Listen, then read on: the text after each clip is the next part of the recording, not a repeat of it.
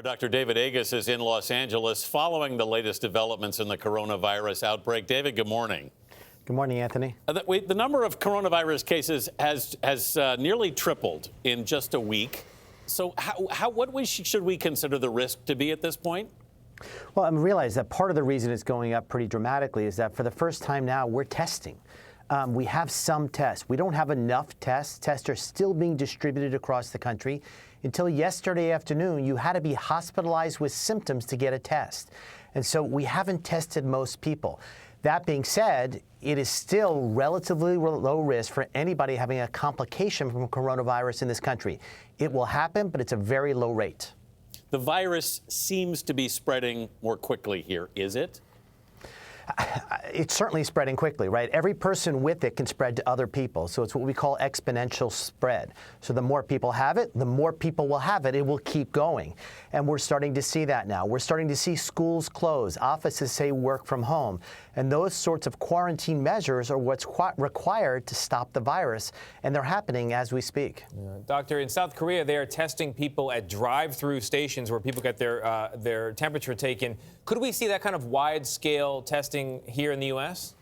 Well, listen, it's brilliant, right? Is that most people don't want to go to an emergency room and sit there for 3 hours and be tested where other people are coughing. If they don't have the virus when they went in, they may have it when they went out. In South Korea, you get in your car, drive, they test you, and then they tell you later in the day what happened. That certainly makes sense to me. And those kind of systems in the United States, I think, would actually change the numerator. You know, the problem is we don't know the death rate in our country or around the world because we don't know who has the virus. So if you change the numerator, that is the number of people being tested, we can get real data, enact policy, and have leadership. When it comes to stopping the spread of the virus, some other countries have very specific recommendations. Like in Israel, they're saying don't touch the little prayer thing on the doorway. In France, they're saying don't kiss on the cheeks, hello. We don't have that level of specific recommendation here from the CDC. Why is that? Well, because we don't kiss people on the cheek like in France. We do a lot of other things, though. I mean, should we not be shaking hands? Should we not be gathering in groups of 10? 100%. We need leadership here, and we need to change our interactions. You know, when you touch somebody, obviously there's a potential for spread of virus. The government needs to step up. We need transparency on data. We need to know how many tests are being done in each city and what is the positive rate in each area.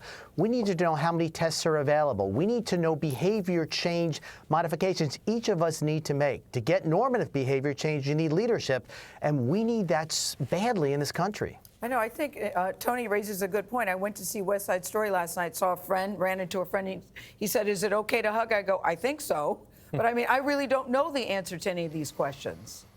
I think we all have to use an abundance of caution. And, you know, it's not necessarily for ourselves, but maybe it's our elderly parents. Maybe it's our neighbor who's 85 years old, or the neighbor 2 houses down who has breast cancer and is getting treatment. We all have to look out for each other. It's a new era in our country, and it's an era of community. David, a vaccine is at least a year away. Where do we actually stand on treating this? Well, you're right. A vaccine is at least a year away, 18 months, probably the soonest, if at all. We have drugs that we think may work, and they're being tested now in clinical trials in Nebraska and in Europe. Some of those drugs are already on the market for HIV and influenza. Others are newer drugs meant for those diseases but work against this one. Some of the mechanisms to allow the virus to divide are the same among viruses. And so there's certainly encouragement that these drugs will work. We should have that data over the next several weeks. Is there a question out there, David, that you are still wondering about that needs to be answered? I know very little about this virus. I don't know its infectivity rate, so I don't know exactly how it's transmitted. I don't know how long someone is infectious. I don't know if someone gets an infection a year later, can they get a reinfection with this virus? Those are all unanswered questions. You know, when you have the head of the World Health Organization say, I'm not really sure what's going on. To me, that's a very scary moment. The scientific community, the leadership and politics needs to get together and start to say, here are the questions we need answered, and to divvy it up and all of us together come up with answers. All right, Dr. David Agus, thank you very much.